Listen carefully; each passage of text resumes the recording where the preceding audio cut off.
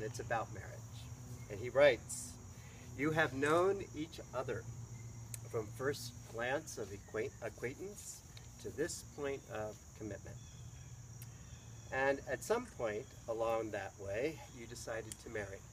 And from that moment of yes to this moment of yes, indeed, you have been making promises and agreements in an informal way. All of those conversations that were held, riding in a car, over a meal, during long walks, all of those sentences that began with, when we're married, and continued with, I will, or you will, or we will, all of those night talks that included someday, somehow, maybe, all of those promises that are the unspoken matters of the heart, those common things are all the real process of a marriage. The symbolic vows that you're about to make are a way of saying to one another, you know all of those things that we've promised and hoped and dreamed? Well, I meant it all, every word. So Fulgham concludes, look at one another and remember this moment in time. Before this moment, you have been many things to each other. Acquaintance, friend, companion, lover, and even teacher. You have learned much from one another in these last few years. Now, you will say a few more words that will take you across another threshold of life.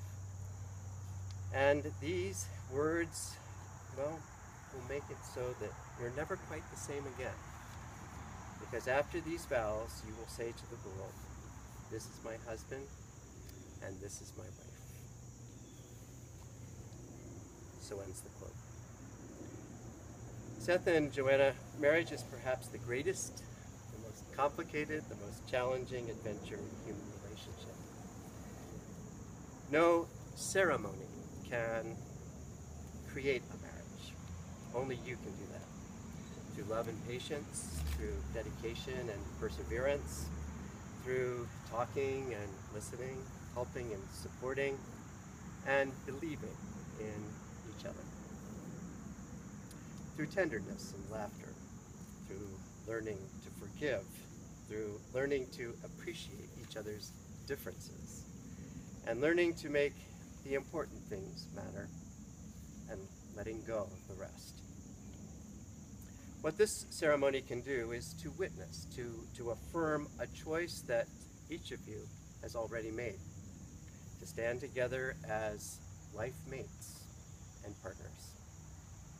So do you, Joanna, to accept Seth as your husband, joining with him today in matrimony, offering your friendship and loving care, honoring his growth and freedom as well as your own, cherishing and respecting him, loving and embracing him in times of adversity and times of joy? If so, please answer, I do. I do. And Seth, do you accept Joanna as your wife, joining with her today in matrimony, offering your friendship and loving care, honoring her growth and freedom as well as your own, cherishing and respecting her, loving and embracing her in times of adversity and in times of joy? If so, please answer, I do. I do. Two people in love do not live in isolation. Their love is a source of strength with which they nourish not only each other, but the world around them. And in turn, we, the community of family and friends, have a responsibility to this couple. By our steadfast care and respect and love, we can support their marriage and their new life together. So will you who are present surround Joanna and Seth in love, offering them the joys of your friendship and supporting them in their marriage? And if so, please answer, we will. We will. As Seth and Joanna prepared for this ceremony, they reflected on what it is that they love about each other. And we call this the love story. And it took no coaching from me, I can assure you.